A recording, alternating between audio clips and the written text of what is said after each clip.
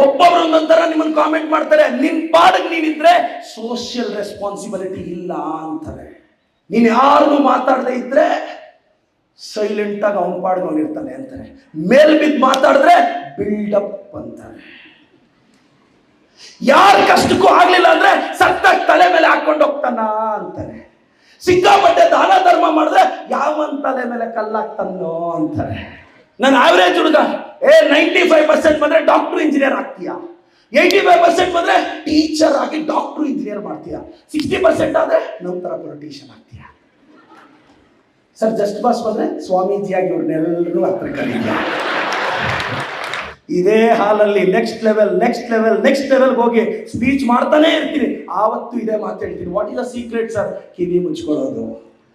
ನಂಗೆ ಯಾರೋ press reporter ಕೇಳಿದ್ರು, ಪ್ರದೀಪ್ ಈಶ್ವರ್ ನೀನು ಜಾಸ್ತಿ ಮಾತಾಡ್ತೀಯ. ಸರ್ ನಾನು ಜಾಸ್ತಿ ಮಾತಾಡಿ ಪರಿಶ್ರಮ ಕಟ್ಟಿದ್ದೀನಿ, MLA ಆಗಿದ್ದೀನಿ, ಪಾಪ್ಯುಲರ್ ಆಗಿದ್ದೀನಿ, ರೀಲ್ಸ್ ಅಲ್ಲಿ ಟ್ರಾಲ್ ಪೇಜಸ್ಗೆ ಕ್ರಶ್ ಆಗಿದ್ದೀನಿ.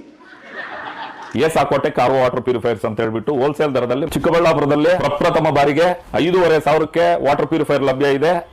5,500 ಇಲ್ಲಿ ನಮ್ಮ ಅಂಗಡಿಯಲ್ಲಿ RO UV UF TDS ಖಾಲಿ 5,500 ಬರುತ್ತೆ. ನಮ್ಮ ಅಂಗಡಿಯಲ್ಲಿ ಬನ್ನಿ. ನಮ್ಮ ಲೊಕೇಶನ್ ಬಂದು ಎಸ್ಆಕ್ವಾಟೆಕ್ ಕೆನರಾ ಬ್ಯಾಂಕ್ ಆಪೋಸಿಟ್ ಅಲ್ಲಿ ಆಂಬೂರ್ ದಮ್ ಬಿರಿಯಾನಿ ಪಕ್ಕದ ರೋಡಲ್ಲಿ 2ನೇ ಅಂಗಡಿ ಬರುತ್ತೆ. ರಿಟೈರ್ಡ್ ಆದ್ಮೇಲೆ ಕಾಸು ಬಂದ್ರೆ ನೀವೇನ್ ಮಾಡ್ತೀರ ಗೊತ್ತಾ ಸರ್? ರಿಟೈರ್ಡ್ ಆದಾಗ ನಿಮ್ಮ ಮಗ ಅಥವಾ ಮಗಳು ಯಾವುದೋ ವೀಕ್ ಮೂಮೆಂಟ್ ಅಲ್ಲಿ ನಿಮ್ಗೆ ಸ್ವಲ್ಪ ಚೆನ್ನಾಗಿ ಮಾತಾಡ್ಬಿಟ್ರೆ ಏನು ಬ್ಯಾಂಕಲ್ಲಿ ಹೋಗಿ ಸೈನ್ ಹಾಕಿ ಕೊಟ್ಟು ಆ ಮುಖದಲ್ಲಿ ಒಂದು ಹಾಸ ನೋಡಿದ್ರೆ ಹಿಡಿಯಕ್ಕೆ ಆಗಲ್ಲ ನಿಮ್ಮನ್ನ. ಆ ತಪ್ಪೆಲ್ಲಾದ್ರೂ ಮಾಡ್ಬಿಟ್ಟಿರ. ಪೆನ್ಷನ್ ದುಡ್ಡು ಒಂದಷ್ಟು ಸೇವಿಂಗ್ ಇದ್ರೆ ಡ್ರಾ ಮಾಡ್ಕೊಡ್ಬೇಡಿ. ಅದೆಲ್ಲ ಮಾಡಕ್ ಹೋಗ್ಬೇಡಿ. ಯಾವುದೋ ಒಂದಿನ ಖುಷಿಗೋಸ್ಕರ ಡ್ರಾ ಮಾಡಿ ಕೊಟ್ಬಿಡೋದು. ದಯವಿಟ್ಟು ಎಲ್ಲ ಈಗ ರಿಟೈರ್ಡ್ ಹಂತದಲ್ಲಿರೋ ಎಲ್ಲ ಎಂಪ್ಲಾಯೀಸ್ಗೂ ಹೇಳ್ತೀನಿ, ಸರ್ ನಿಮ್ ಫ್ಯೂಚರು ಮುಖ್ಯ. ವಾಸ್ತವ ಅರ್ಥ ಮಾಡ್ಕೊಳ್ಳಿ. ನಿಮಗೆ ಹೇಗೆ ನಿಮ್ಮ ಮಕ್ಕಳಾದ ನಂತರ ನಿಮ್ಮ ತಂದೆ ತಾಯಿಗಿಂತ ನಿಮ್ಮ ಮಕ್ಕಳೇ ಮುಖ್ಯ ಆದ್ರೂ ನಿಮ್ಮ ಮಕ್ಕಳಿಗೂ ಅವ್ರ ಮಕ್ಕಳು ಮುಖ್ಯ ಆಗ್ತಾರೆ. ಈ ಸತ್ಯನ ಸ್ವಲ್ಪ ವಯಸ್ಸಲ್ಲಿದ್ದಂಗೆ ಅರ್ಥ ಮಾಡ್ಕೊಳ್ಳಿ. ದೇವಸ್ಥಾನಗಳು 60 ಆದ್ಮೇಲೆ ದೇವಸ್ಥಾನ ಡಯಾಗ್ನೋಸ್ಟಿಕ್ ಸೆಂಟರ್ ಬಿಟ್ಟು ಇನ್ನೇನಿದೆ ಸರ್ ಜೀವನ? ಲೈಫಲ್ಲೆಲ್ಲ ಬ್ಲಾಕ್ಗಳು ಕ್ಲಿಯರ್ ಆಯ್ತು ಅನ್ನೋಷ್ಟೊತ್ತಿಗೆ ಹಾರ್ಟಲ್ಲಿ 2-3 ಬ್ಲಾಕ್ ಕೂತ್ಕೊಂಡಿರುತ್ತೆ. ಏನ್ ಮಾಡೋದು ಹೇಳಿ ಜೀವನದಲ್ಲಿ? ಎಲ್ಲ ಬ್ಲಾಕ್ಸ್ ಕ್ಲಿಯರ್ ಅನ್ನೋಷ್ಟೊತ್ತಿಗೆ 60-2-3 ಬ್ಲಾಕ್ ಇರುತ್ತೆ. ತಿಕ್ಕಾಗಿರೋ ಲೈಫಲ್ಲಿ ಬ್ಲಡ್ ಥಿನ್ನರ್ಸ್ ಬಂದು ಕೂತ್ಕೊಳ್ಳುತ್ತೆ. ಅಂದ್ರೆ ಗೌರ್ಮೆಂಟ್ ಎಂಪ್ಲಾಯ್ 30-35 ವರ್ಷ ಎಷ್ಟು ಕಷ್ಟಪಟ್ಟಿರ್ತೀರ. ಟೀಚರ್ ಆದ್ರೆ ಒಂದು ಸ್ಕೂಟಿ ತಗೊಂಡು ಒಂದು ಹಳ್ಳಿಗೆ ಹೋಗಿ, ಒಂದು ಕಾನ್ಸ್ಟೇಬಲ್, ಒಂದು ಪೊಲೀಸ್ ಸಬ್ ಇನ್ಸ್ಪೆಕ್ಟರ್ 30-35 ವರ್ಷ ಎಷ್ಟು ಕನಸು ಕಂಡಿರ್ತೀರಾ. ಇಲ್ಲಿರೋ ಹೆಣ್ಮಕ್ಳಿಗೆಲ್ಲ ಒಂದು ಮಾತು ಹೇಳ್ತೀನಿ, ಕೇಳಿಸ್ಕೊಳ್ಳಿ. ಒಂದು ವಯಸ್ಸಿಗೆ ಬಂದಾಗ ಇಂಥ ಕಾಲೇಜ್ಗೆ ಹಾಕ್ರಿ ಅಂತ ಹೇಳೋದೇ ನಿಮ್ಮ ಅಮ್ಮ ಕೆಲಸ. ಕಾಲೇಜ್ಗೆ ಫೀಸ್ ಕಟ್ಟೋದು ಅಪ್ಪನ ಹೆಗಲಿಗೆ. ಮಗಳು ವಯಸ್ಸಿಗೆ ಬಂದ್ಮೇಲೆ ಇಂಥ ಹುಡುಗ ಇರ್ಲಿ ಅಂತ ಹೇಳೋದೇ ನಿಮ್ಮ ಅಮ್ಮನ ಕೆಲಸ. ಮುತ್ತೂಟಲ್ಲೋ ಮಣ್ಣಾಪುರಮಲ್ಲೋ ಗೋಲ್ಡ್ ಇಡು, ಸಾಲ ಮಾಡು, 2-3% ದುಡ್ಡು ತಗೊಂಬ, ಚೌಲ್ಟ್ರಿಗೆ ಅಡ್ವಾನ್ಸ್ ಕೊಡು, ಮೆನು ರೆಡಿ ಮಾಡು 15-20 ಲಕ್ಷಕ್ಕೆ ಇನ್ನೊಂದು 5 ವರ್ಷ EMI ಕಟ್ಟು. ಅದೆಲ್ಲ ಅಪ್ಪನ ಹೆಗಲಿಗೆ. ನನ್ನ ಸಕ್ಸಸ್ಸೇ ನಮ್ಮಮ್ಮ ಸಕ್ಸಸ್ಸೇ ನಮ್ಮಪ್ಪ ಅಲ್ವಾ ಸರ್? ಈ ಲೈನ್ ಹೇಳ್ಕೊಡ್ಲಿಲ್ಲ ನಮ್ಗೆ ಯಾರು. ನನ್ನ ಸಕ್ಸಸ್ ನಮ್ಮಮ್ಮ ಸಕ್ಸಸ್ಸೇ ನಮ್ಮಪ್ಪ. ಮದುವೆ ಸೀನ್ ನೋಡಿ, ಮದುವೆ ಚೌಲ್ಟಿಯಲ್ಲಿ ಮದುವೆ ಆದ್ಮೇಲೆ ಒಂದು ಘಟನೆ ಗಮನಿಸಿ ನೀವು. ಏನು ಮಗಳನ್ನ ಅಳಿಯ ಮನೆಗೆ ಕಳ್ಸುವಾಗ ಅಮ್ಮ ಎಮೋಷನಲ್. ಅಯ್ಯೋ ಅಳಿಯ ಹೆಂಗ್ ನೋಡ್ಕೊಂತಾರೋ ನನ್ನ ಮಗಳನ್ನ ಅಂತ ಅಮ್ಮ ಅಳ್ತಾ ಇರ್ತಾಳೆ. ಸ್ವಲ್ಪ ದೂರದಲ್ಲಿ ಅಪ್ಪ ಅಳಲ್ಲ, ಸೈಲೆಂಟ್ ಆಗಿರ್ತಾರೆ. ಯಾಕೆಂದ್ರೆ ಅವ್ರ ಸೈಲೆನ್ಸ್ ಅಲ್ಲಿ ಒಂದು ಮೆಸೇಜ್ ಇರುತ್ತೆ. ತುಂಬಾ ಜನ ಹೆಣ್ಮಕ್ಳಿಗೆ ಗೊತ್ತಾಗಲ್ಲ. ಬೈ ಮಿಸ್ಟೇಕ್ ಅವ್ನ ಕೈ ಕೊಟ್ರೆ ಮತ್ತೆ ಯುವರಾಣಿ ತರ ನೋಡ್ಕೊಂತೀನಿ ಹೋಗು ಮಗಳೇ ಅನ್ನೋ ಮೆಸೇಜ್ನ ಎಷ್ಟು ಜನ ಹೆಣ್ಮಕ್ಳು ಅರ್ಥ ಮಾಡ್ಕೊಂತ ಇದ್ದಾರೆ? ಅರ್ಥ ಮಾಡ್ಕೊಳಕ್ ಆಗ್ತಾ ಇದೆ, ಆಗೋದು ಇಲ್ಲ. ಲೈಫ್ ಟೈಮ್ ಡಿಸಿಷನ್ಸ್ಗೆಲ್ಲ ಬರಬೇಡಿ, ಆರಾಮಾಗಿರಿ. ನಾಳೆನೆ ಮುಖ್ಯ, ಇದು ಜ್ಞಾಪಕ ಇಟ್ಕೊಳ್ಳಿ. ಕಿವಿ ಮುಚ್ಕೊಳ್ಳಿಲ್ಲ ಅಂದ್ರೆ ಲೈಫಲ್ಲಿ ಏನು ಮಾಡಕ್ಕಾಗಲ್ಲ. ಕಿವಿ ಮುಚ್ಕೊಳ್ಳಿಲ್ಲ ಅಂದ್ರೆ ನೀವೇನು ಮಾಡಕ್ಕಾಗಲ್ಲ. ಒಬ್ಬೊಬ್ರು ಒಂದೊಂದರ ನಿಮ್ಮನ್ನು ಕಾಮೆಂಟ್ ಮಾಡ್ತಾರೆ. ನಿನ್ ಪಾಡಿಗೆ ನೀನಿದ್ರೆ ಸೋಷಿಯಲ್ ರೆಸ್ಪಾನ್ಸಿಬಿಲಿಟಿ ಇಲ್ಲ ಅಂತಾರೆ. ನೀನು ಯಾರಿಗೂ ಮಾತಾಡದೆ ಇದ್ರೆ ಸೈಲೆಂಟ್ ಆಗಿ ಅವನ ಪಾಡಿಗೆ ಅವನಿರ್ತಾನೆ ಅಂತಾರೆ. ಮೇಲ್ ಬಿದ್ದು ಮಾತಾಡಿದ್ರೆ ಬಿಲ್ಡಪ್ ಅಂತಾರೆ. ಯಾರ ಕಷ್ಟಕ್ಕೂ ಆಗ್ಲಿಲ್ಲ ಅಂದ್ರೆ ಸತ್ತಾಗ ತಲೆ ಮೇಲೆ ಹಾಕೊಂಡು ಹೋಗ್ತಾನ ಅಂತಾರೆ. ಸಿಕ್ಕಾಪಟ್ಟೆ ದಾನ ಧರ್ಮ ಮಾಡಿದ್ರೆ ಯಾವನ್ ತಲೆ ಮೇಲೆ ಕಲ್ಲಾಗ್ತಾನೋ ಅಂತಾರೆ. ಜನ ಮಾತಾಡ್ತಾರೆ. ಬದಲಾಗಿದೆ ಸರ್, ಪ್ರಪಂಚ ಬದಲಾಗೋಗಿದೆ. ಈ ಜನರೇಷನ್ ನೀವೆಲ್ಲ ಈ ಗೌರ್ಮೆಂಟ್ ಎಂಪ್ಲಾಯೀಸ್ ದಿನಕ್ಕೆ 8 ತಾಸು 9 ತಾಸು 10 ತಾಸು ದುಡಿದು ಮಕ್ಕಳನ್ನ ದೊಡ್ಡವ್ರು ಮಾಡಿದೀರ. ಅವಾಗ 1 ವರ್ಷಕ್ಕಾದ್ರೂ ಒಂದು ಹೆಲ್ತ್ ಚೆಕಪ್ ಮಾಡಿಸ್ಕೊಳ್ಳಿ ಸರ್. ಒಂದು ಹೆಲ್ತ್ ಚೆಕಪ್ ಮಾಡಿಸ್ಕೊಳ್ಳಿ ಸರ್. ಅದೇ ನಿಮ್ ಮಗಳಿಗೋ ಮಗನಿಗೋ ಒಂದು 7-8 ಸಾವಿರ ಕೊಟ್ಟು ಒಂದೊಳ್ಳೆ ಸ್ಲಿಪ್ಪರ್ಸ್ ಕೊಡ್ಸಿರ್ತೀರ, ವುಡ್ಲ್ಯಾಂಡ್ಸ್ ಅದು, ಅದ್ರಲ್ಲಿ ಅರ್ಧ ಖರ್ಚು ಮಾಡಿದ್ರೆ ಒಂದು ಬಾಡಿ ಚೆಕಪ್ ಆಗೋಗುತ್ತೆ. ಮಾಡಿಸ್ಕೊಳ್ಳಿ ಸರ್. ನೀವು ಚೆನ್ನಾಗಿರ್ಬೇಕು ಸರ್. ಇಲ್ಲ ನೀವು ಮೆಚ್ಯೂರಿಟಿ ಬಂದಿರ್ತಕ್ಕಂಥ ಗಂಡು ಮಕ್ಕಳು ಹೆಣ್ಮಕ್ಳು ನಿಮ್ಮ ಅಪ್ಪ ಅಮ್ಮನ ಒಂದ್ಸಲ ಹಾಸ್ಪಿಟ್ಲಿಗೆ ಕರ್ಕೊಂಡೋಗಿ ಒಂದು ಚೆಕಪ್ ಮಾಡಿ ಪ್ರಿಕಾಷನರಿ ಮೆಜರ್ಸ್ ಇದ್ರೆ ತಗೋಬೇಕು. ಕುಟುಂಬಕ್ಕೆ ಜೀವ ತುಂಬಿರೋ ವ್ಯಕ್ತಿ ಮಧ್ಯದಲ್ಲೇ ಜೀವ ಕಳ್ಕೊಂಡ್ರೆ ತಟ್ಕೊಳ್ಳೋದು ಕಷ್ಟ. ಫ್ಯಾಮಿಲಿಯಲ್ಲಿ ಮೇಲೆ ಬರೋದು ಕಷ್ಟ. ನಾನು ಚಿಕ್ಕ ವಯಸ್ಸಲ್ಲಿ ಅಪ್ಪ ಅಮ್ಮನ ಕಳ್ಕೊಂಡೆ. ನಾನು PUC ಇದ್ದಾಗ ತಂದೆ ತಾಯಿನ ಕಳ್ಕೊಂಡೆ. ಅಪ್ಪ ಅಮ್ಮ ಇಲ್ಲದೆ ಹುಡುಗರು ಈ ಸೊಸೈಟಿಯಲ್ಲಿ ಬೆಳೆಯೋದು ಭಾಳ ಕಷ್ಟ, ತುಂಬ ಕಷ್ಟ. ಸೋತ್ವಿ ಅಂದರೆ 4 ಎಕ್ಸ್ಟ್ರಾ ಹಾಕಿ ಸಮಾಧಾನ ಮಾಡಿ ಬಿಸಾಕ್ತಾರೆ.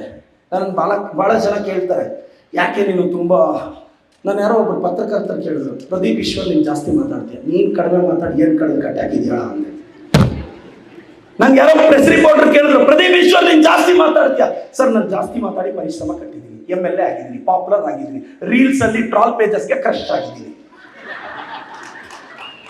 ಕಡಿಮೆ ಮಾತಾಡಿ ನನ್ನ ಸ್ನೇಹಿತ ಒಬ್ಬ ಇನ್ನ 20K ಸ್ಯಾಲರಿ ಎಲ್ಲ ಇದ್ದಾನೆ. What is success than? ಗೆಲುವು ಅಂದ್ರೆ ಏನು? ನನ್ನ ಪ್ರಶ್ನೆ ಕೇಳಿದ ನನ್ನ ಸ್ನೇಹಿತ ಇವತ್ತು ಪಲ್ಸರ್ಗೆ EMI ಕಟ್ತಾ ಇದ್ದಾನೆ, ನನ್ನ ಹತ್ರ 2 ಕೋಟಿ ರೂಪಾಯಿ BMW ನಿಲ್ಲಿಸಿದ್ದೀನಿ ಆಚೆ. What is success then? ಸಕ್ಸಸ್ಗೆ ಡೆಫಿನೇಷನ್ ಗೊತ್ತಿಲ್ಲ ನಮ್ಗೆ. ಅವರವರ ಭಾವಕ್ಕೆ ಅವರವರ ಬಕುತಿಗೆ. ಕುವೆಂಪು ಅವರು ನನ್ನ ಮದುವೆನೇ ಆಗಲ್ಲ ಅಂತ ರಾಮಕೃಷ್ಣ ಆಶ್ರಮಕ್ಕೆ ಹೊರಟೋಗ್ತಾರೆ. ಅವ್ರ ಅಪ್ಪ ಅಮ್ಮ ಹೇಳ್ತಾರೆ, ಇದೇನೋ ಕುವೆಂಪು ಅಂದ್ರೆ ನಾನು ಮದುವೆನೇ ಆಗಲ್ಲ ಅಂತ. ಮತ್ತೆ ಹೇಮಾವತಿ ಅನ್ನೋರು ಒಂದು ಪತ್ರ ಬರೀತಾರೆ, ಅದರಲ್ಲಿ ಹೇಳ್ತಾರೆ, ನಿನಗೆ ನೀ ನನಗೆ ಜೇನಾಗುವ, ರಸದೈವ ಗಂಗೆಯಲ್ಲಿ ಮೀನಾಗುವ, ಹೂವಾಗುವ ಹಣ್ಣಾಗುವ, ರತಿರೂಪ ಭಗವತಿಗೆ ಮುಡಿಪಾಗುವ ಅಂತ. ಕುವೆಂಪು ಅವಾಗ ಹೇಳ್ತಾರೆ, ಲೈಫ್ ಟೈಮಲ್ಲಿ ಯಾವತ್ತೂ ಡಿಸಿಷನ್ ತಗೋಬಾರ್ದು, ನಾನು ಇದೇ ಆಗೋಗ್ತೀನಿ ಅಂತ. ಕಾಲ ಬದಲಾಗ್ತಿರುತ್ತೆ. ಮತ್ತೆ ಪೇರೆಂಟ್ಸು ಅಷ್ಟೇ. UPSC ಟಾಪರ್ಸ್ ಆಗಂಗಿಲ್ಲ ಕರ್ನಾಟಕದಿಂದ, ಆವತ್ತಿಂದ ಅವ್ರ ಮಕ್ಕಳು IAS ಆಗಬೇಕು. ಒಲಿಂಪಿಕಲ್ ಗೋಲ್ಡ್ ಮೆಡಲ್ ತರಂಗಿಲ್ಲ, ಆ ವಾರ ಎಲ್ಲ ಸ್ಪೋರ್ಟ್ಸ್. ಯಾರಾದ್ರೂ MBBS ಎಂಟ್ರೆನ್ಸ್ ಅಲ್ಲಿ ಟಾಪರ್ಸ್ ಆಗಂಗಿಲ್ಲ. ಒಬ್ಬ ಹುಡುಗ ತಂದೆ ಮತ್ತೆ ಮಗ ಅವ್ರೊಂದು ಕಾರಲ್ಲಿ ಹೋಗ್ತಾ ಇದ್ರಂತೆ ಸರ್, 70 ಸ್ಪೀಡಲ್ಲಿ ಹೋಗ್ತಿತ್ತಂತೆ ಕಾರು. ಮಗ ಇಟ್ಕೊಂಡು ಅಪ್ಪನಿಗೆ ಹೇಳ್ತಂತೆ, ಅಪ್ಪ ಪಕ್ಕದಲ್ಲಿ ಬೆನ್ಸ್ ಹೋಗ್ತಾ ಇದೆ, ಪ್ಲೀಸ್ ಸೈಡ್ ಹೊಡಿ ಅಂದ್ರಂತೆ. ಸೈಡೆಲ್ಲ ಹೊಡಿಯೋಕ್ಕಾಗಲ್ಲ, ಪ್ಲೀಸ್ ಅಪ್ಪ ಪ್ಲೀಸ್ ಸೈಡ್ ಹೊಡಿ ಆ ಕಾರ್ನ. ನಮ್ಮ ಕಾರ್ ಸ್ಪೀಡು 70-80, ಅದು 150, ಆ ಕಾರ್ನ ನಾನು ಸೈಡ್ ಹೊಡಿಯೋಕ್ಕಾಗಲ್ಲ. ಅವಾಗ ಮಗ ಹೇಳಿದಂತೆ, ನನ್ನ ಕೆಪಾಸಿಟಿನೂ 70-80, ಪಕ್ಕದವನ ಜೊತೆ ಯಾಕಪ್ಪ ಕಂಪೇರ್ ಮಾಡ್ತೀಯಾ? ನೀವಿಟ್ಟಿರೋ ಕಾರು ಬೆಂಚ್ನ ಸೈಡ್ ಹೊಡಿಯಲ್ಲ, ನಿಮ್ಮ ಮಕ್ಕಳು ಮಾತ್ರ ಪಕ್ಕದವನಿಂದ ಟಾಪರ್ ಆಗೋಗ್ಬೇಕಾ ಸರ್? ತುಂಬಾ ಎಕ್ಸ್ಪೆಕ್ಟೇಷನ್ಸ್ ನಮ್ಗೆ ಮಕ್ಕಳ ಮೇಲೆ. ಸಿಂಹ ಹೊಟ್ಟೆಯಲ್ಲಿ ಸಿಂಹನೇ ಅಲ್ವಾ ಸರ್ ಹುಟ್ಟೋದು? ಅಕ್ಸೆಪ್ಟ್ ಮಾಡಿ. ಸಿಂಹ ಹೊಟ್ಟೆಯಲ್ಲಿ, ನೀವೇ ತಾನೇ ಹೇಳಿದ್ದು, ಸಿಂಹ ಹೊಟ್ಟೆಯಲ್ಲಿ ಸಿಂಹ ಹುಟ್ಟುತ್ತೆ. ಸ್ವಲ್ಪ ಲೇಟಾಗಿ ಗರ್ಜಿಸುತ್ತೆ, ವೇಟ್ ಮಾಡಿ. ಏನ್ ಮಾಡಕ್ಕಾಗತ್ತೆ? ಮಕ್ಕಳಿಗೆ ಪ್ರೆಷರ್ ಹಾಕ್ಬೇಡಿ. ಮತ್ತೆ ಇಲ್ಲಿರೋ ಯಂಗ್ಸ್ಟರ್ಸು ಅಷ್ಟೇ, ಮೆಡಿಕಲ್ ಇಂಜಿನಿಯರಿಂಗ್ ಫೇಲ್ ಆಗ್ವಿ ಅಂತ ಅಪ್ಸೆಟ್ ಎಲ್ಲ ಆಗ್ಬೇಡಿ. ಅಪ್ಪಿ ಸೂಸೈಡ್ ಮಾಡ್ಕೋಬೇಡಿ. ಸತ್ತೋದ್ರೆ ಮತ್ತೆ ಹುಟ್ಟಿದ್ರೆ LKG ಇಂದ ಆಗ್ತಾರೆ ಹೇಳ್ತಾ ಇದ್ದಾರೆ. ಈಗಲೇ ಆ SSLC ಪೇಪರು, PUC ಪೇಪರು, ಈ ನೀಟ್ ಕಟ್ ಆಫ್ ನೋಡ್ತಿದ್ರೆ ಭಯ ಆಗುತ್ತೆ. ಸತ್ತೋಗ್ಬಿಟ್ರೆ ದೇವರಾಣಿ ಹುಟ್ತೀರಾ, LKG ಇಂದ CBSE ಬೇರೆ ಇವಾಗ. ಅದಕ್ಕೆ ಸತ್ತೋಗ್ಬಾರ್ದು. ಈ ಸಲ ಎಲ್ಲರೂ ಸತ್ತೋಗ್ಬೇಕು ಅಂದ್ರೆ ಬೇಡಪ್ಪ, LKG ಇಂದ ಆಗ್ತಾರೆ, ವಾಪಸ್ ಬಾ, ಮತ್ತೆ ಸಪ್ಲಿಮೆಂಟರಿ ಕಟ್ಕೊಂಡು ಪಾಸ್ ಆಗೋಣ. ಏನಿದೆ, ಫೇಲ್ ಅಲ್ಲ ಅದು, 2ನೇ ಸಲ ಓದೋದು. ಆರಾಮಾಗಿರಿ. ಬಿಸ್ನೆಸ್ ಅಲ್ಲಿ ಕೈ ಹಾಕಿ ಸೋತೋದ್ರ ಬಿಡಿ, ಏನಿದೆ. ನಾಳೆ ನಿಮ್ ಲೈಫಲ್ಲಿ ಧೈರ್ಯವಾಗಿ ಬದುಕೋದು ಹೆಂಗತ್ತಾ? ನಾಳೆ ನಿನ್ಗೆ ಅವಮಾನ ಆಯ್ತು, ಸೋತೋದೆ, ಬೇಜಾರಾದೆ, ಫೈನಾನ್ಷಿಯಲ್ ಲಾಸ್ ಆದೆ, ಪ್ರಪಂಚದ ಮುಂದೆ ನಿನಗೆಲ್ಲ ಅವಮಾನ ಆಗೋಯ್ತು, ಫೀಲ್ ಆಗಿ ಸತ್ತೋಗ್ಬಾರ್ದು. ಅಂತ ಟೈಮಲ್ಲಿ ಅನ್ಕೋಬೇಕು, ಬೈದವನು ಸತ್ತೋಗ್ತಾನೆ, ನೀನು ಹೋಗ್ತೀಯ, ಯಾಕೆ ಭಯ ಬೀಳ್ತೀಯ? Everyone dies one day. ಬೈದವನು ಬೈಸ್ಕೊಂಡವನು ಎಲ್ಲರೂ ಹೋಗ್ತಾರಲ್ಲ. ಹೇಳಿ, 200 ವರ್ಷದಿಂದ ಯಾರು ಬೈಕೊಂಡ್ರೆ ಯಾರು ಗೊತ್ತು?